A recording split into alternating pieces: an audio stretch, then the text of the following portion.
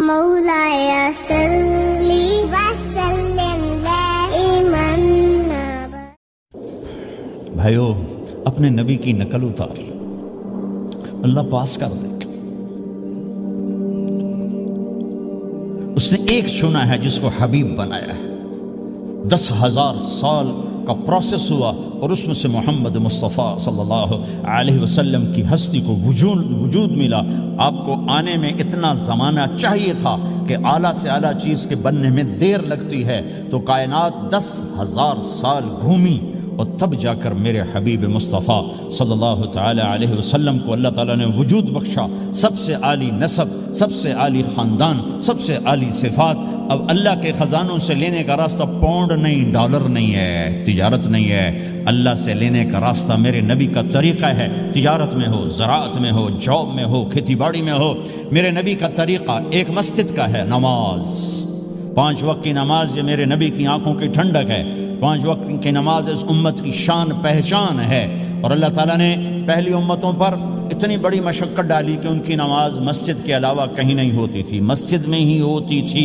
ہمارے لیے کتنی آسانی کر دی، جاب میں ہے، مصلی بچھا نماز پڑھ، چلو مصلی بھی کوئی نہیں، زمین دیکھ، اس پر کوئی گندگی تو کوئی نہیں ہے، بس زمین بھی تیرے لیے پاک ہے، چل نماز پڑھ۔ اور آسانی کر دی، پانی کوئی نہیں ہے، کوئی بات نہیں، مٹی میں ہاتھ مار، منہ پہ مار، پھر ایک ہاتھ مار، یوں کر، چل نماز پڑھ، میں تیری قبول کروں گا۔ یہ کسی امت کے ساتھ یہ نہیں ہوا، انہیں وضو ہی کرنا تھا چاہے پانی 50 میل پر موجود ہو، اور ہمارے لیے پانی کوئی نہیں ہے، چلو تیمم، مٹی میں ہاتھ ہمارا یوں کیا، پھر ہاتھ ہمارا ایک یوں کیا، ایک یوں کیا، چل بھائی اللہ اکبر قبول۔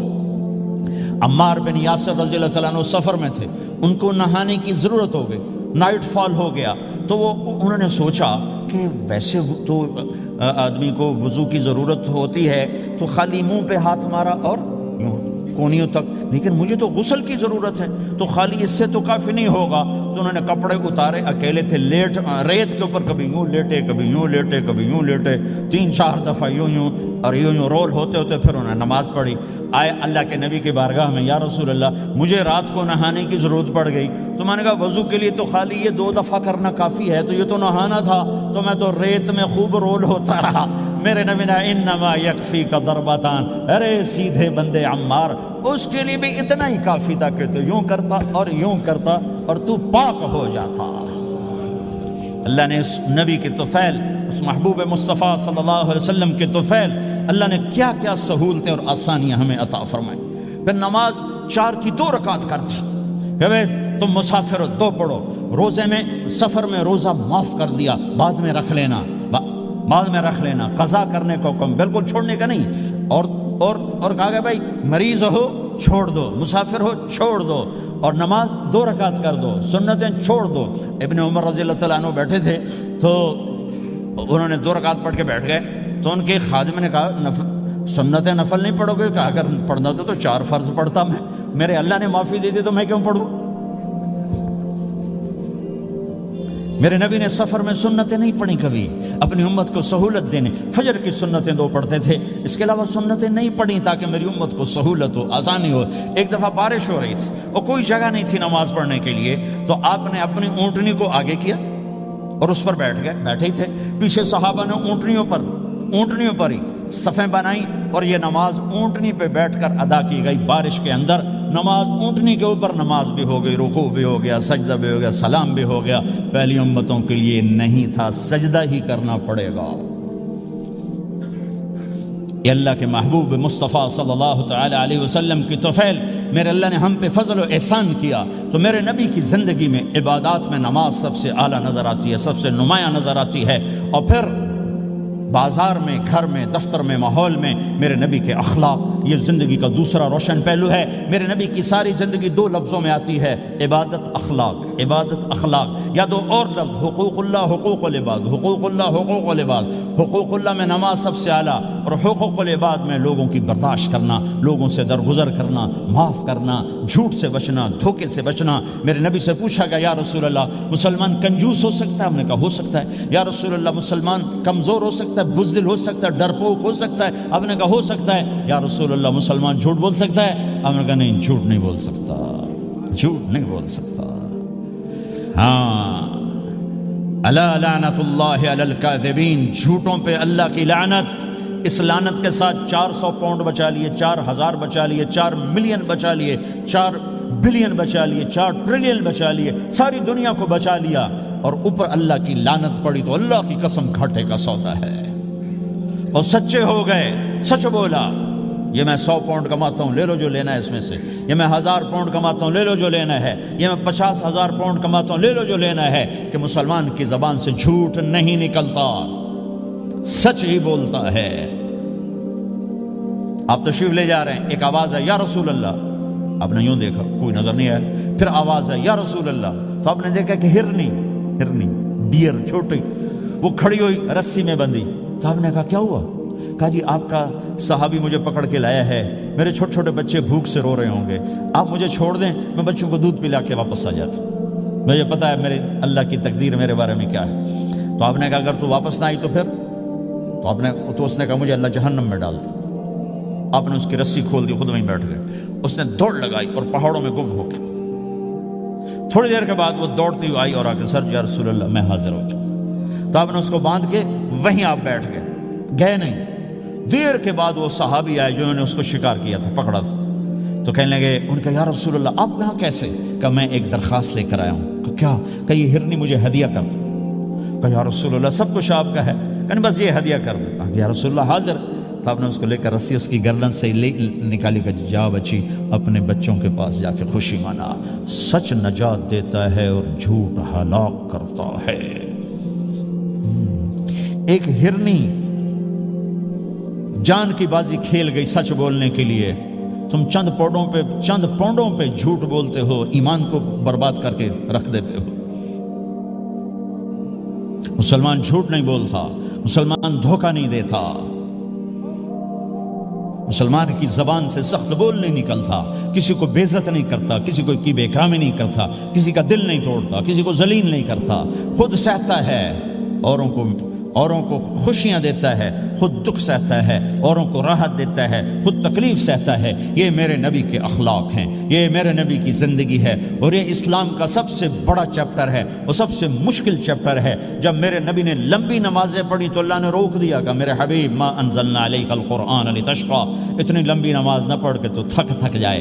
میرے نبی نے تبلیغ میں زور دکھایا تو اللہ نے روک دیا، فلتذهب نفسك علیہم حسرات، میرے نبی اتنا غم نہ کر کے آپ خود ہی آہیں بھرتے آپ مر جائیں۔ میرے نبی نے مال سارا خرچ کیا، اللہ نے اس سے بھی روک دیا، ولا تبسطها كل البسط فتقعد ملوما محسورا، اتنا خرچ نہ کریں کہ آپ خود پھر دکھی ہو کے بیٹھ جائیں۔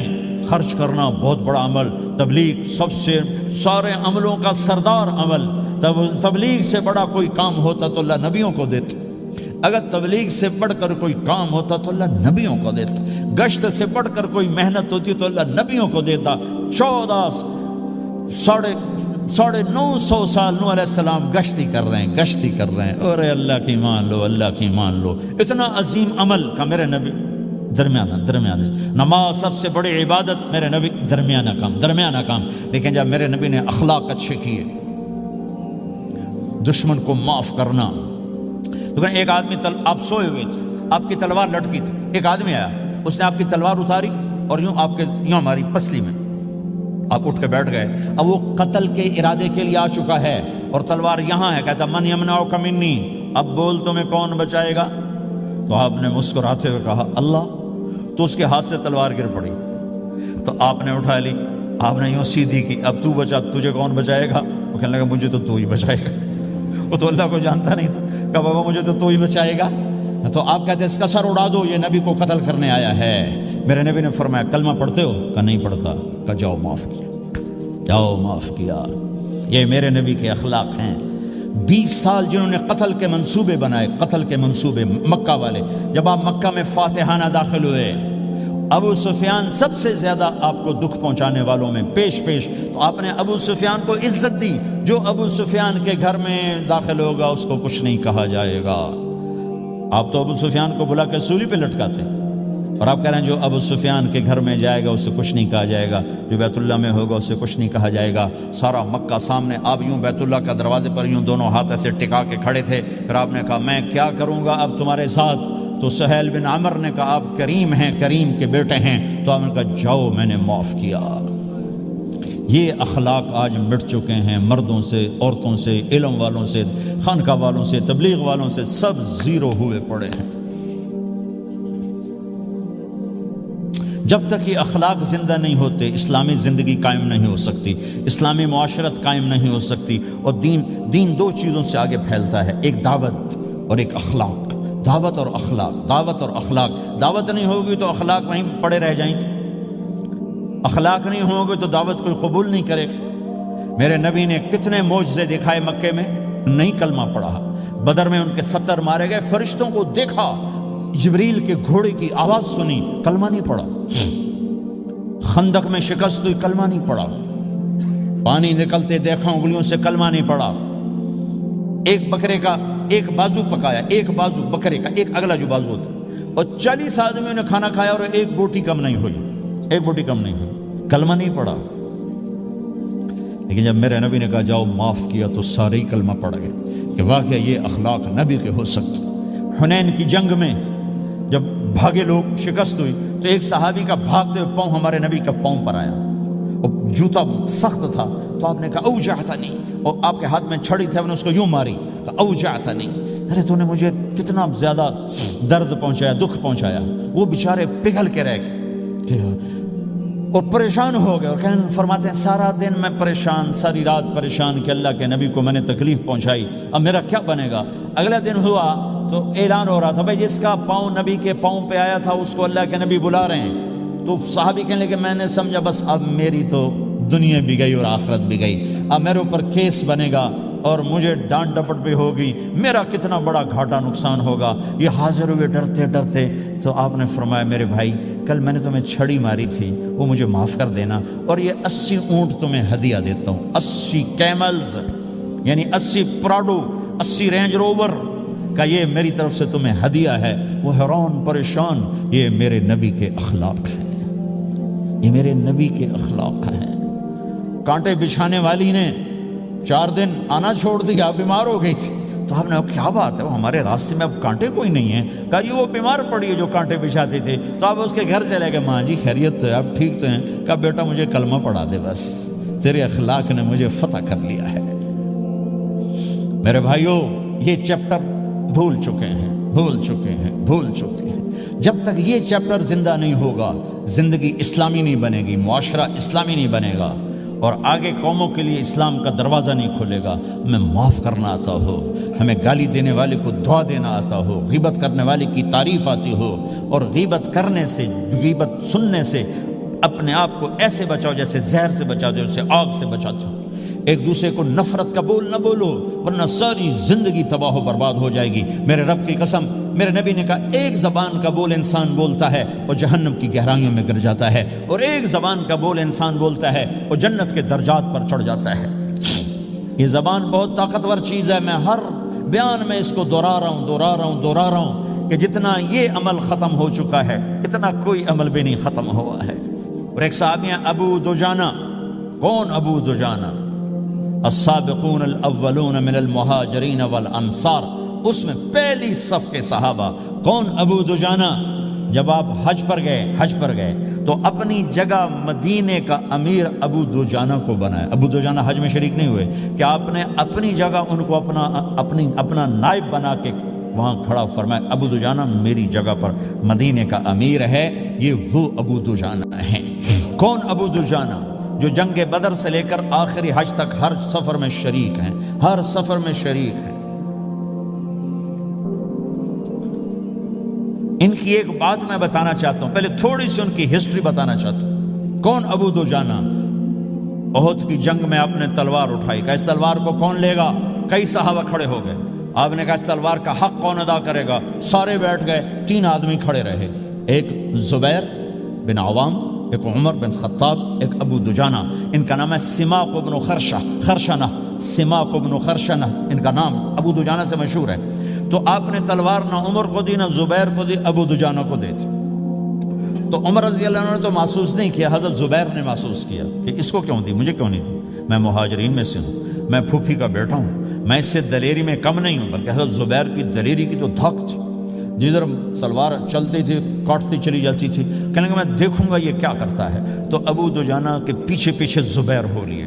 تو ابو دجانہ نے جو حملہ کیا تو 3000 کا لشکر تھا، اس کو چیر کے پار نکل کے، پورے لشکر کو کاٹ کے پار نکل کے، اور آگے عورتیں کھڑی تھیں جو مکے کے لشکر کو تیار کر رہی تھیں۔ نحن بنات طارقی نمشی علی النمارقی مشی القتل بوارقی المسک فی المخالقی المسک فی المفارقی والدر فی المخالقی ان تقبلوا نعانقی وتدبروا نفارقی فراق غیر وامقی، یہ گانا گا رہی تھیں اور ان کو تیار کر رہی تھیں۔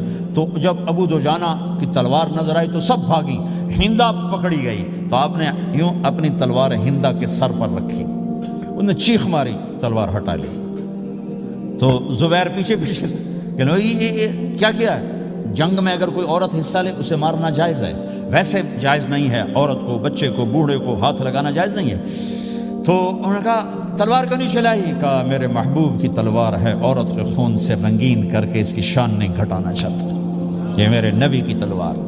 پھر واپس ہوئے، پھر اٹیک کیا اور پھر مجمع کو چیر دیا۔ سامنے ایک آدمی آ رہا تھا ہاتھی کی طرح، اتنا لمبا موٹا تازہ۔ تو زبیر کہنے لگے میرے جی میں آیا کبھی اس کی ٹکر ہونا، پھر میں دیکھوں ابو دجانہ کیا چیز ہے۔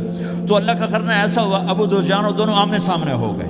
تو وہ ایسے شاہ سوار تھے کہ دونوں طرف کے لشکر ذرا تھم گئے اور وہ دونوں بھڑ گئے۔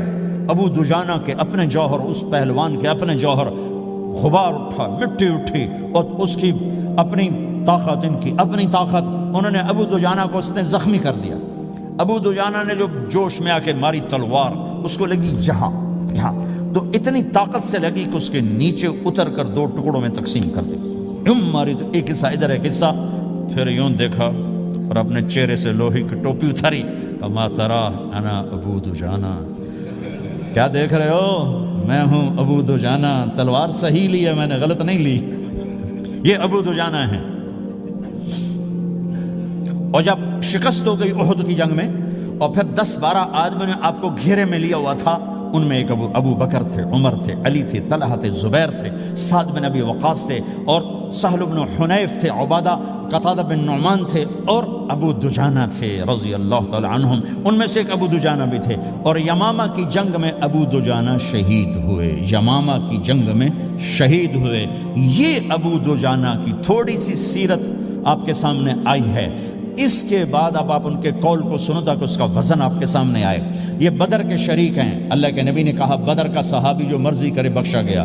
یہ صلح حدیبیہ کے شریک ہیں، اللہ نے قرآن میں کہا لقد رضی اللہ، میں ان سے راضی ہو گیا۔ یہ صحابی ہیں، اللہ نے کہا کلا وعد اللہ الحسنى، اے میرا نبی تیرے ہر صحابی کے لیے جنت کا وعدہ ہے۔ اور اب یہ کیا کہتے ہیں؟ یہ کیا کہتے ہیں لوگو؟ ان ارجع عملی عند، لوگو میرے پاس، ابو دجانہ میرے پاس بخشش کا سب سے بڑا عمل جانتے ہو کیا ہے؟ بدر نہیں، احد نہیں، حدیبیہ نہیں، خندق نہیں، خیبر نہیں، فتح مکہ نہیں، آخری حج نہیں۔ کیا ہے؟ کیا ہے لوگو؟ ان ارجع عملی عندی، میرے پاس آخرت میں بخشش کا سب سے بڑا عمل بس ایک ہے کہ ما آذیت احدا بلسانی، میں نے اپنی زبان سے کبھی کسی کو دکھ نہیں پہنچایا۔ ولا اجد فی قلبی غلا لاحد، اور میرے دل میں کسی کے لیے بغض کوئی نہیں ہے، بس یہ میری بخشش کا عمل ہے۔ تو بھائیو، نبی کے اخلاق میں 2 چیزیں لے لو، ایک زبان سے کسی کو دکھ نہ دو، ایک دل میں کسی کا بغض نہ رکھو۔ اللہ کی قسم بغیر حساب کتاب کے جنت میں جاؤ گے۔ بڑے بڑے جنید بغدادی اور بڑے بڑے معرفت والے تمہیں دیکھتے رہ جائیں گے، تمہاری رفتار اتنی تیز ہوگی کہ تمہیں وہی پکڑ سکے گا جس کا یہ 2 عمل تم سے زیادہ اچھا ہوگا۔ جس روڈ پہ رش ہوتا آپ وہاں سے گاڑی ہٹا لیتے ہو، ادھر نہیں جانا، ادھر رش ہے، وہ سائن وغیرہ آپ کو آ جاتے ہیں کہ ادھر بلاک ہے، ادھر نہیں جانا، ادھر جانا ہے۔ تو جہاں روڈ پہ رش ہوتا ہے تو قیمتی سے قیمتی گاڑی کی رفتار بھی آہستہ ہو جاتی ہے، اور جہاں روڈ خالی ہوتا ہے تو پرانی گاڑی بھی بھاگے جا رہی ہوتی ہے۔ ہمارے یہاں پرانی گاڑی ہوتی ہے نا، پرانی بسوں کے پیچھے لکھا ہوتا ہے نہ انجن کی خوبی نہ ڈرائیور کا کمال، خدا کے سہارے چلی جا رہی ہے۔ اور جس کے پاس ایسی گاڑی ہو، نہ انجن کی خوبی نہ ڈرائیور کا کمال، تو اگر اس کو روڈ خالی مل جائے تو وہ تو مرسڈیز والے سے پہلے پہنچے گا، رینج روور والے سے پہلے پہنچے گا، بینٹلی والے سے پہلے پہنچے گا، رولز رائس والے سے پہلے پہنچے گا، جو وہ تو پھنسی کھڑی اور اس کا روڈ ہی خالی ہے۔ تو میرے بھائیوں، یہ میں ایک مثال دیتا ہوں، عبادات کی روڈ پہ بہت رش ہے، نمازی بے شمار ہیں، روزے دار بے شمار ہیں، عمرے والے بے شمار ہیں، حج والے بے شمار ہیں، اور تہجد گزار بے شمار ہیں، علماء بے شمار ہیں، حافظ بے شمار ہیں، ذکر والے بے شمار